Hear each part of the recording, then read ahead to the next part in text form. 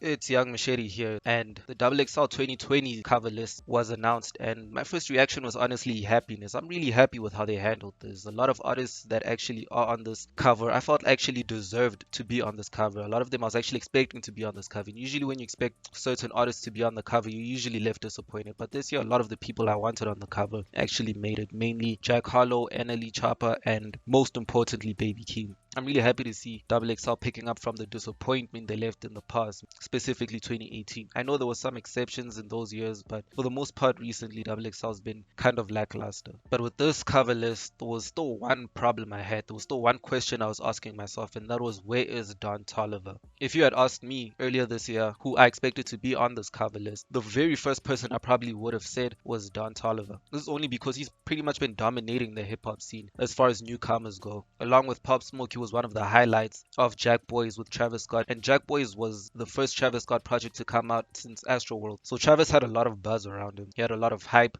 a lot of people anticipating what he'd do next. So for somebody like Don Toliver to come on a project with him as a pretty much new face in the industry and even overshine him, that really spoke to how dangerous Don Toliver is. And after that, he released his Heaven or Hell album, which had a song that went platinum on it. It really performed well. So next to Rod Wave, Don Toliver's been killing the music industry as a new artist. So considering the fact that he wasn't involved in any type of dangerous scandal that made XXL not want to associate themselves with him, I'm saying this because that's the reason why Famous Dex, despite him being hot a couple years ago, he was never on the XXL cover list because he got caught in a scandal. The only logical explanation I can come to for him not being on this cover is that he probably turned it down. And we've seen this in the past before. We've seen it with Post Malone and Cardi B. Some artists who blow up so quick and so fast that by the time the XXL cover comes along, they realize that they don't need it because the entire purpose of this cover is to put up and coming artists on. And you can't really put somebody on if they're already on, if they're already one of the hottest acts in the world. Not to mention that Don Toliver, he might be a rapper, quote unquote, but he doesn't actually rap. So seeing him on a cypher would have been something interesting. It probably would have been either really good or really bad. And this goes without saying, but I'm really interested to see what Rod Wave is going to do on his cyphers. We've had singing niggas on the cover before, but I don't really want to talk about that. The rest of the cover is just really good. And Pop Smoke, unfortunately, was actually offered a cover spot and he actually accepted it, but unfortunately his life was taken before he was given the opportunity to bless the cover with his presence. So RIP Pop Smoke. And somebody like Polo G being on the cover was kind of weird for me personally to see because I felt he definitely should have been on last year's cover. So for XXL to put him on this year's cover is kind of like they're correcting past errors, like, oh, you were supposed to be on that cover, so now we're just gonna try to cover that up by putting you on this. It kind of feels like they kind of mistreated Polo G, but hey, if he accepted it, then who am I to be upset? But anyway, I'm really happy with how XXL handled this year. It's not like last year where there were a lot of good people that were on the cover, hence it was their first good cover list in a while. But there were still some people who I definitely felt shouldn't have been there. I actually grew to like Lil Mosey's music, but that still doesn't change the fact that he shouldn't have been there in my personal opinion, especially with people like Reason from TDE who was getting to be on the cover list. But that's just my opinion.